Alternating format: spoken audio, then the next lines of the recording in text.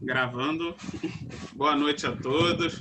Boa Com noite, muita alegria Vitor. que começamos mais um estudo, né, do livro Caminho, Verdade e Vida. Hoje a nossa irmã Selma vai fazer a leitura e vai fazer também a prece inicial, né, conforme a gente combinou. Quem lê faz a prece e o próximo da semana que vem faz a prece final. Quem é o próximo, Janete, da semana que vem? É Janete. você? Então você faz a prece final. Vou compartilhar aqui o texto para a Selma poder começar a ler para a gente. Primeira prece, né? É, a primeira prece. Então vamos agradecer ao nosso Mestre Maior por essa oportunidade de estarmos aqui, né, através do online, né? Mas que podemos levar um pouquinho de conhecimento para todos nós, ampliar esse estudo a cada vez mais pessoas, que estejamos todos juntos, num só pensamento, num só sentimento, coração, ligados a Jesus. Que assim seja, graças a Deus. Graças a Deus. Então vamos lá.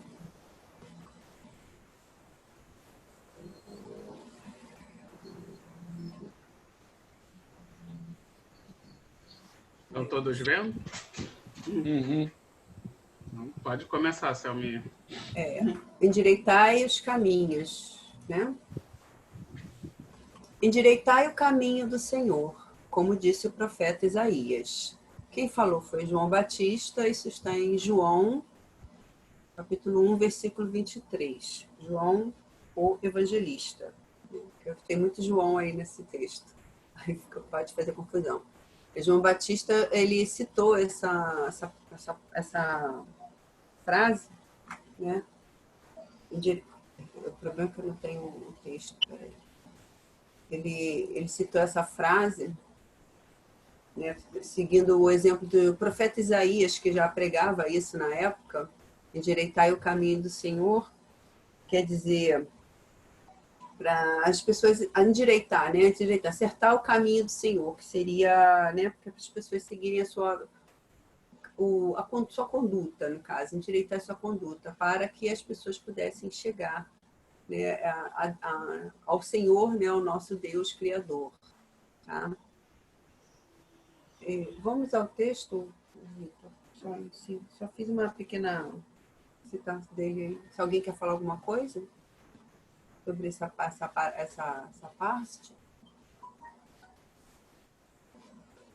Alô? Oi. Eu não estou me vendo, eu sumi. Alguém quer falar alguma coisa? Não. Não? Então bota o texto aí para a gente continuar.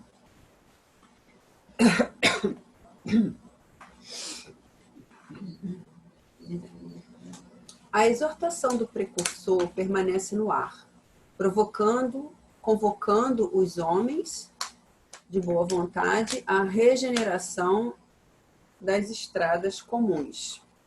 Essa parte que fala a exortação do precursor, que no caso é o precursor João Batista, que está se referindo, né, que antecede a vinda de Jesus, né? Então ele cita aí que essa exortação, quer dizer, essa advertência que João faz, esse chamamento de João, permanece no ar, no caso assim, até hoje, vamos dizer assim, até nos dias de hoje, atuais, né, ainda existe essa convocação de João Batista chamando a atenção dos homens de boa vontade, como ele diz aqui, né, à regeneração das estradas comuns. Né? Quer dizer, nós estamos caminhando na estrada comum, nada demais, homens de boa vontade, mas, na verdade, ele quer que nós caminhamos na estrada do divino, e não na estrada comum, que é acordar, se alimentar, ir para o trabalho, pagar as contas, sair, tal, aquela coisa que nós fazemos todos os dias no dia a dia, mas esquecemos que é o do nosso chamamento, da nossa real finalidade aqui na Terra, né?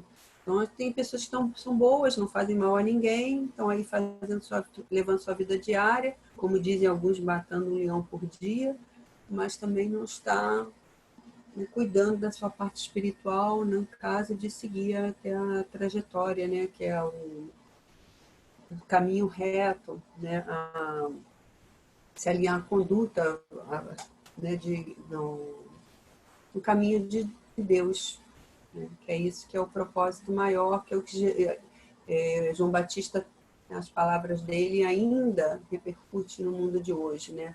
Que poucos ainda seguem, ainda tem muita gente ainda precisando encontrar esse caminho, né? O caminho, questão da estrada, né? Mas não é uma estrada, bem uma estrada. Caminho, no caso aqui, né, que é a da conduta mesmo, de seguir uma conduta reta, né? De alinhar-se de acordo com o nosso próprio Criador. Tá? Alguém quer comentar alguma coisa? Posso continuar? Então fala. Pode. Realmente, né? Muitas vezes a gente está acostumado a seguir as condutas socialmente aceitas e às vezes a gente se acostuma, como você falou, né? O dia a dia, você vai ali seguindo uma conduta socialmente aceita e acha que já está cumprindo com o seu papel. E o que João Batista veio fazer na época de Jesus foi exatamente antes ali da chegada do mestre já perturbar com essa calmaria, né? De alguma forma já demonstrar para as pessoas que só seguir ali o que os seus pais fizeram e ir dando continuidade a essas rotinas socialmente aceitas não era o suficiente. Era preciso olhar para dentro, era preciso endireitar esse caminho, né? Exatamente, a gente consertar, corrigir, sair do comodismo e buscar enxergar o que pode melhorar, o que ainda a sociedade pode transformar para que a gente realmente melhore como um todo, né? E podemos dizer que o espiritismo também funciona como esse alerta, né? Ele veio exatamente endireitar toda a deturpação que foi feita em cima da mensagem do Cristo, né? Da mensagem moral e original do Cristo durante todos esses milênios, pelas igrejas, pelas religiões, pelas políticas, toda a deturpação da moral do Cristo, veio o Espiritismo para, mais uma vez, endireitar, nos demonstrar a moral original, a mensagem original do Cristo, para que a gente consiga seguir, né, esse exemplo e também usarmos esse exemplo para endireitar os nossos caminhos. Né? Era isso. Eu queria fazer um comentário em cima do que o Vitor falou.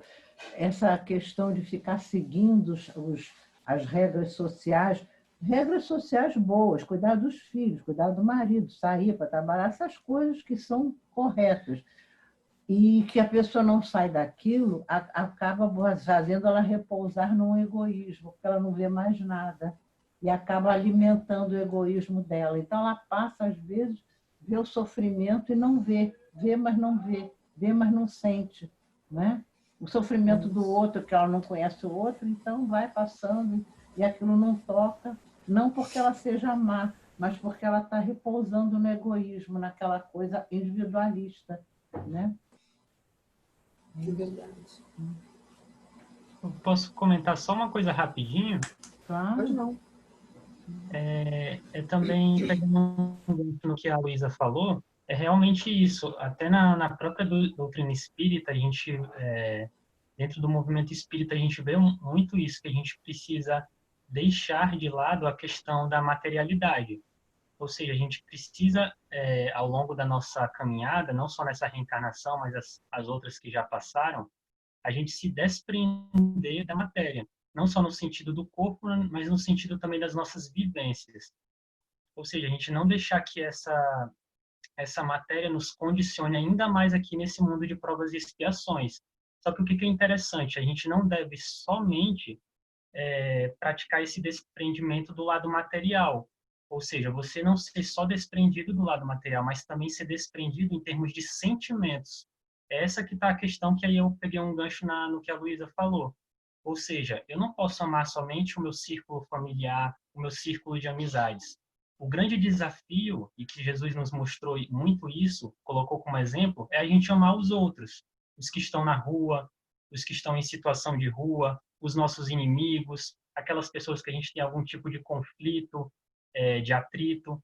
Então, esse é o grande desafio, a gente praticar esse desprendimento também nos nossos sentimentos.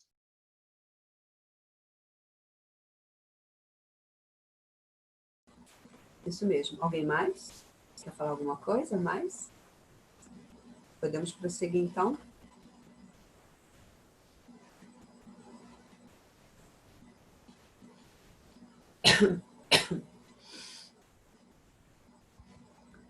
Em todos os tempos, observamos criaturas que se candidatam à fé, que anseiam pelos benefícios do Cristo, clamam pela sua paz, pela presença divina e, por vezes, após transformarem os melhores sentimentos em inquietação injusta, acabam desanimadas e vencidas. Eu vejo isso aí, o tipo da pessoa assim que se colocou na postura de, vamos dizer assim, numa religiosidade e começa eu tenho fé em Deus, que Deus vai me ajudar, que isso assim, assim, assim. Tem muitas pessoas que ficam naquela inércia, né, esperando Deus fazer as coisas por ela. Sempre esperando que o Cristo, Jesus, o Deus façam algo por elas, né? Aí pedem, mas não fazem nada para a sua própria transformação. Elas não buscam vamos dizer assim, carregar a sua própria cruz. Ela sempre pede que Jesus alivie as suas dores, que alivie seus sofrimentos, que nos livre do mal. E sabendo que todos nós aqui temos uma cruz para carregar, não é? Todos nós temos aquele fardo, aquele pacotinho que a gente tem que carregar da nossa existência, que é para poder tornar cada vez mais leve com o passar das existências, né? Então, quer dizer, aí elas pedem, né? Diz que tem fé, querem, mas não fazem, não contribuem para que se realmente sejam dignas de merecer alguma contribuição divina, né? No caso, né? Porque estão sempre esperando que faça. Aí o que acontece? Quando as coisas não acontecem, vai falar aqui, né? Os sentimentos de inquietação, injusta, aí acabam desanimados e vencidos. Quer dizer, então isso não, na verdade, porque não estão fortalecidos em sua fé, de fato, né? Eu acho que falta, eu pelo menos entendi assim. Alguém quer fazer alguma colocação sobre isso? Janetinha? É a questão das tradições religiosas, né? A questão dos milagres, da gente receber tudo pronto de Deus, de Jesus, sem você fazer nada, sem você procurar refletir que muito daquilo que você pede cabe a uma transformação sua, né? Primeiro uma reflexão, estou passando por determinado, né? Para depois, lógico que a gente pede a ajuda de Deus para que nos fortaleça e nos dê direção, mas não que Ele venha resolver para nós, né? Somos nós que está nos esforçando através da compreensão e dessa força que vem do Pai, que vem de Jesus, a resolver as nossas questões. Mas, infelizmente, é um conhecimento, não é, bem antigo das religiões tradicionais que trazem para os seus membros, de pedir, aguardar, e daí a gente vê muitas pessoas até se afastando das próprias religiões, né, abandonando mesmo, porque não conseguem obter o que elas... Porque não é dessa forma, não é milagre. É transformação, é busca de compreensão e transformação, né? Mas a gente vê que ainda é uma visão pouco esclarecida, né, de algumas denominações religiosas, né? Eu acho que eu tenho um pouco da dificuldade da interpretação das escrituras. E isso dificulta muito as pessoas compreenderem o que realmente, né, ali está escrito, de interpretar assim, sempre achando que a coisa sempre vem do alto, que vem uma coisa maravilhosa, fantástica, né, e a gente não interpreta dessa forma. Eu tenho muito... Aí aqueles que deveriam, os dirigentes, né, têm a interpretação deles e vai pregando aquilo como verdade absoluta, né? Aí é chato. Aí quem não quer estudar, não quer ter suas próprias ideias, vai só igual a vaquinha de presépio, aceitando tudo que o outro fala, né? Aí acontece isso, né? Fica meio que frustrada, fica acreditando numa coisa que não é verdadeira, né? Tem isso. E essa também, e essa proposta da doutrina, né, de fazer com que a gente compreenda, que a gente se volte para dentro da gente mesmo e procure buscar as soluções dentro da gente. Porque no próprio centro espírita a gente vê pessoas que frequentam também e que só esperam os guias bem, né? Classes de tratamentos de desobsessão, acham que só daqui a vão conseguir resolver seus problemas. E a gente sabe que o obsessor, né, é uma chamada para a gente melhorar alguma coisa, né? Então, nossa própria doutrina existe isso, da acomodação, da pessoa não querer se transformar, né? Se conhecer para mudar. Isso aí. Quer sempre ouvir o outro. Quer falar, João? Com relação ao que você falou, Selma. Isso aí é do ser humano mesmo. Ele procura a explicação que mais favorece a ele. Então, se tem dois caminhos a seguir, um fácil e um mais difícil, ele vai querer sempre o mais fácil, o que favoreça a ele. Nunca vai querer o difícil. É igual aquele caso que a pessoa vai na casa espírita e diz que a casa é fraca porque não aconteceu isso, não aconteceu aquilo. Como em qualquer outra religião. Vai numa igreja e não consegue, e muda de religião, vai para outra, e muda de religião. Eles querem sempre que aconteça. Não querem o que a Janete falou. Se transformar para poder melhorar e conseguir. É isso. Eu particularmente não consigo compreender como é que alguém consegue interpretar a doutrina do Cristo como algo que seja, que você seguindo, né, os passos do Cristo, você vai conseguir coisas boas materialmente falando, né? Riqueza, mesmo saúde, né? Saúde, bem-estar, prosperidade. Quando o próprio Jesus, que se colocou como autoridade máxima, foi crucificado, humilhado, sofreu ali todas as mazelas das piores possíveis que um ser humano poderia passar na Terra. E aí, se ele, que é a autoridade máxima dentro da doutrina, passou pelas dificuldades que passou, como é que alguém que pretende seguir os seus mesmos passos espera receber riqueza, prosperidade, poder? Realmente não faz o menor sentido, mas como esse parágrafo fala, é isso. As pessoas, elas entram às vezes iludidas na religião, empolgadas, né? No espiritismo é muito comum, comigo aconteceu e eu vejo acontecer com muita gente que está começando, porque o livro dos Espíritos, né, quando a gente começa pelo livro dos Espíritos, ele é muito esclarecedor. Você tem ali perguntas e respostas, aquilo te dá uma empolgação e você começa, né, a achar que agora você vai ter as respostas para tudo na vida. Só que é isso, às vezes no meio dessa empolgação, quando a gente começa a ter os primeiros tropeços e as dores e os sofrimentos, a gente começa a perceber que não é bem assim, que talvez a gente tivesse enganado, porque é normal, né? Desde criança que o Brasil tem essa cultura, né? De uma cultura cristã, mas que é baseada nesse cristianismo de troca, né? Eu dou e Jesus me dá de volta, eu pago promessa e aí o santo vai me dar porque eu paguei a promessa. Então, desde criança que o Brasil tem essa cultura de negociar com Deus, né? O nosso bem-estar. E aí é por isso que a gente sofre esse baque, quando as primeiras dores, as primeiras provas vêm. Se você ainda estiver muito arraigado nessa cultura, você desanima, você não está dando certo, né? Eu estou fazendo a minha parte e Deus não está me devolvendo na mesma moeda, então não quero mais brincar disso, não. Mas é realmente essa fé equivocada, né? Essa má interpretação do Cristo, da mensagem do Cristo. É isso. Verdade. Glorinha, quer falar alguma coisa? A gente não está te vendo, mas dá para ouvir se você quiser falar, viu, Glorinha? Só abrir o áudio. Ela está ali, mas eu ainda não conseguiu, tem que configurar a câmera dela. Ela não está conseguindo abrir. Estou devendo a ela isso. Então, vamos continuar. Quer falar? Eu estou ouvindo vocês, mas você está me ouvindo?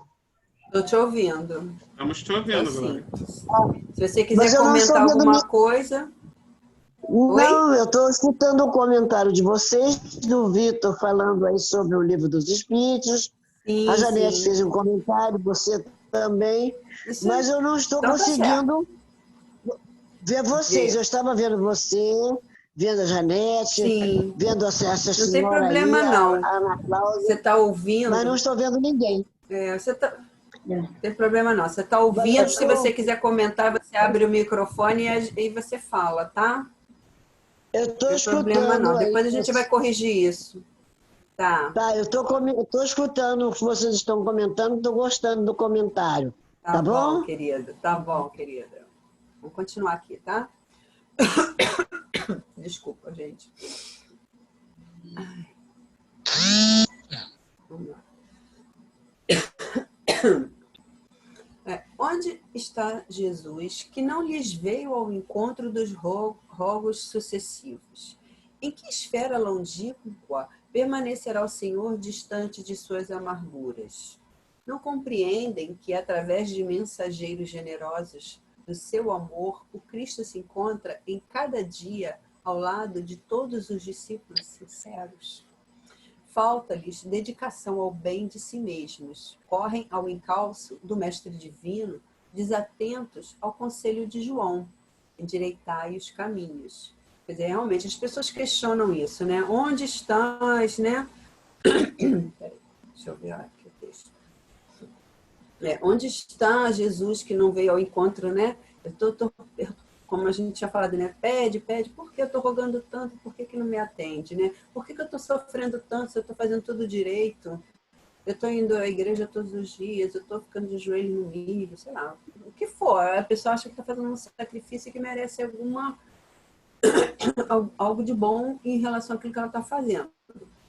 Existem vários fatores. Às vezes você faz vamos dizer assim, você faz um silício, sofre o silício para poder obter algo, né? Quer dizer, é uma moeda de troca. Então, ela não está fazendo com o objetivo de realmente se renovar, de fazer o bem pelo bem.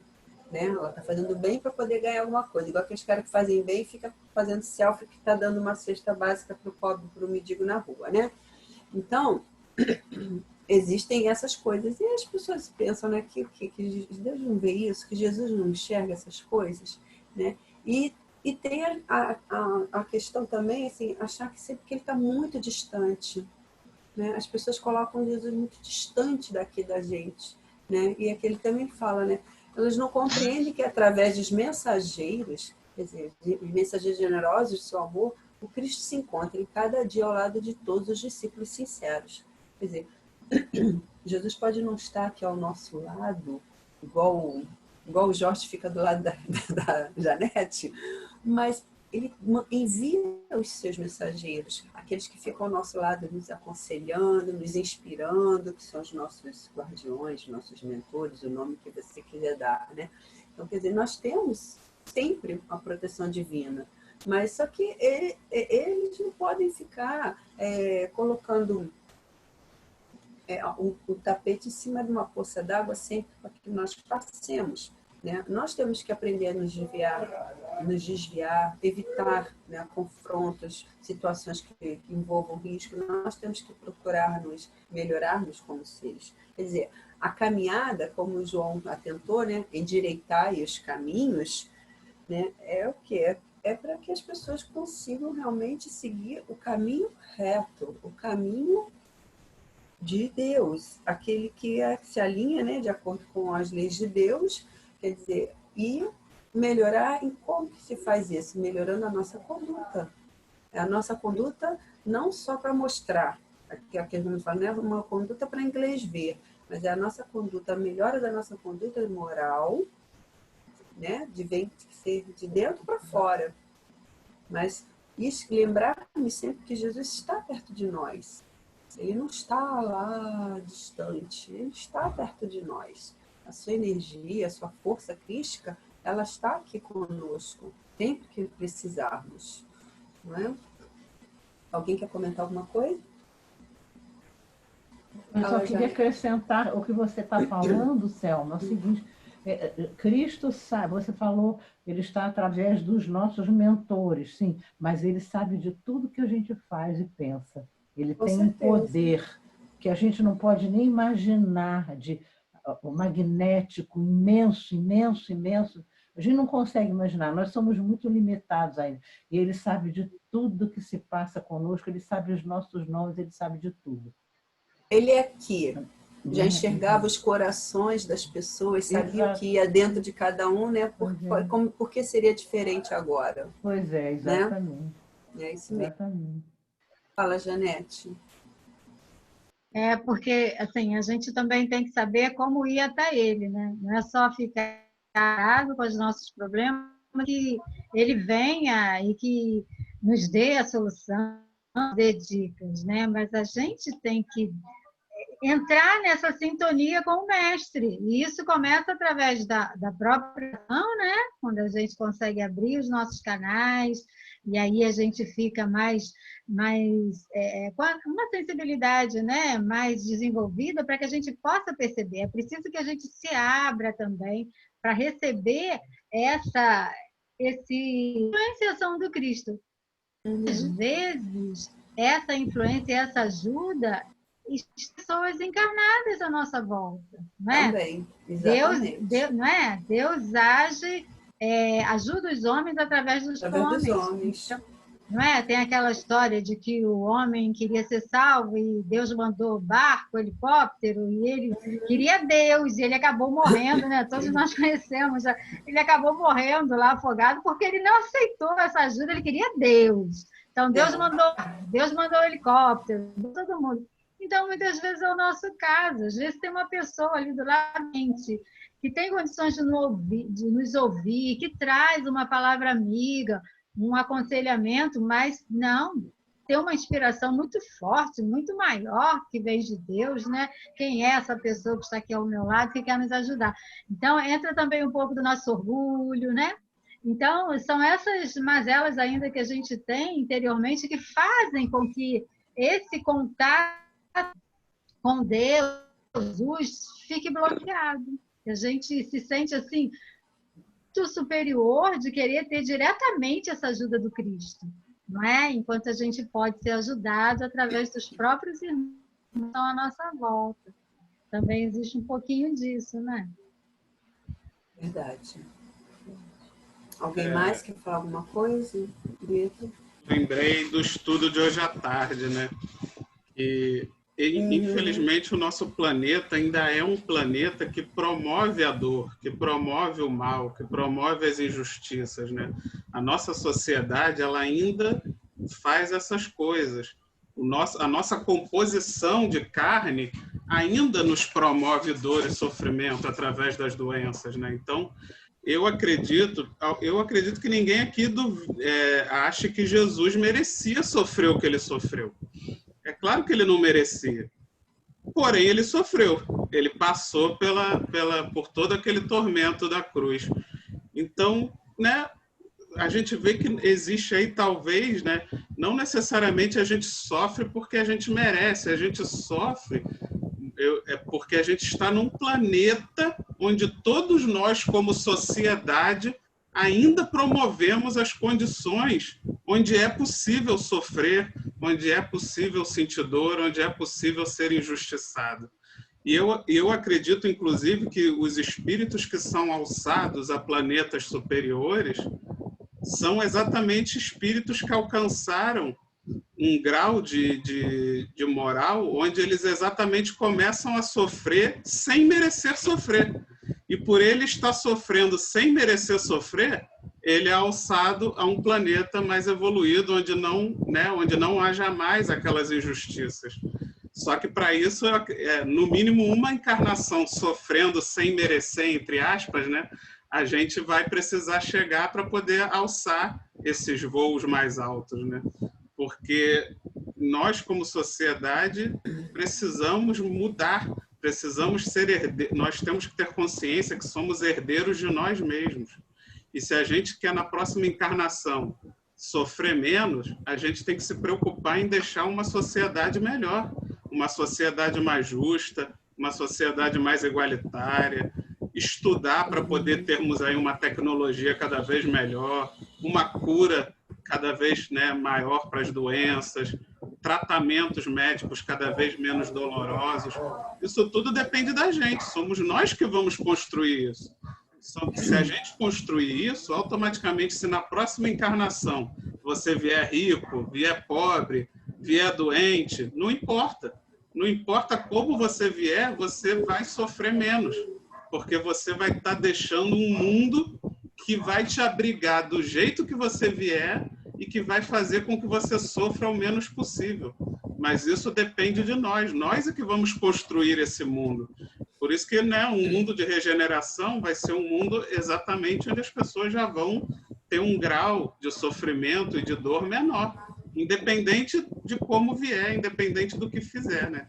Por isso que pessoas que ainda fazem muito mal e que, entre aspas, mais uma vez, merecem sofrer mais, automaticamente começam também a ter que ir para planetas menos evoluídos, porque são planetas que comportam as dores e as injustiças de acordo com o grau daquele espírito, né?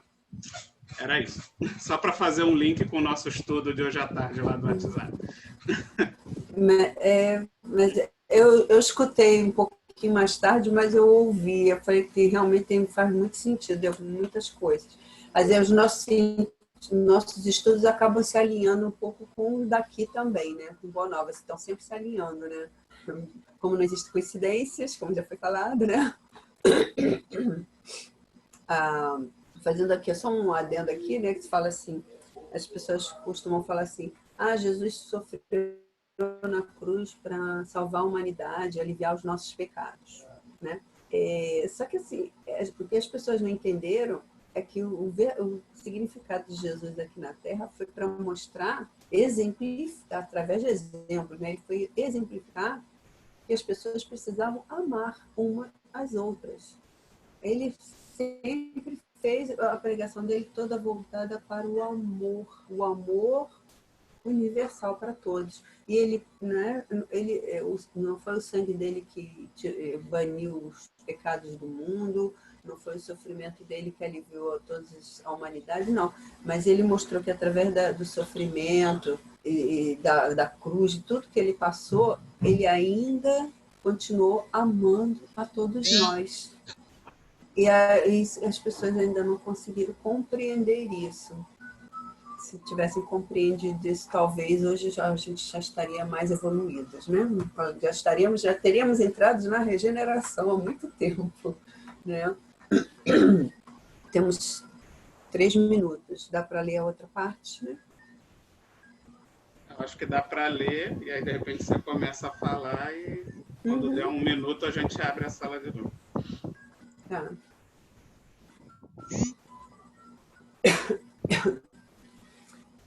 Então, vamos lá. Para que alguém sinta a influência santificadora do Cristo, é preciso retificar a estrada em que tem vivido. Muitos choram em veredas do crime. Lamentam-se nos resvaladouros do erro sistemático. Invocam o céu sem o desapego às paixões avassaladoras do campo material. Em tais condições, não é justo dirigir-se a alma ao Salvador, que aceitou a humilhação e a cruz sem queixas de qualquer natureza. Aí, né? Quer dizer, as pessoas querem, a humanidade, elas querem que Jesus as perdoe, que Jesus corrija, elas querem receber o benefício do Cristo, sendo que elas não se desapegam da materialidade, elas continuam praticando crimes, elas continuam falando mal do alheio, elas continuam invejando o irmão, o próximo, elas continuam cometendo deslizes de caráter, digamos assim, né? Cada um, né, tem todas essas formas, esses pecados que falam dos pecados originais, tudo isso é uma forma que se nos liga mais ao mundo material e nos deixa mais distante da estrada reta, do caminho do Cristo. Porque quanto mais a gente conseguir desapegar de tudo isso, né, de todas essas coisas terrenas, né, mais perto nós ficamos desse caminho reto, desse caminho do Cristo, né? Quer dizer, como que a gente quer que Jesus nos atenda se nós não abrimos mão de nada? Né? E a gente não abre mão de nada.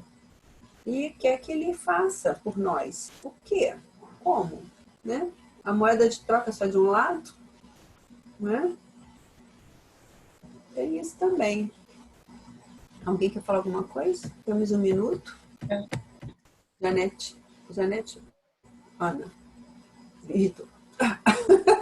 Eu apontei para a Janete. Deixa a Aninha falar.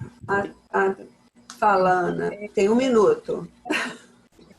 Eu acho que também vai muito culturalmente, né? Nós somos culturalmente vem já do nosso da cultura mesmo religiosa, né? Assim, que Cristo morreu por nós, nos livrou de todos os nossos pecados, e parece que os nossos pecados, a gente pode cometer os pecados, porque essa crucificação dele nos livrou de todos os pecados e continua nos livrando, né? E a gente acha que a gente vai estar pode sempre cometer os erros, porque aquela crucificação nos livrou de todos os pecados e continua nos livrando, né? Essa visão que nós temos culturalmente, né, de religiosidade. Quando a gente começa a estudar e tem o entendimento que ele nos livrou de todos os pecados, mas que nós temos que ter um discernimento, um olhar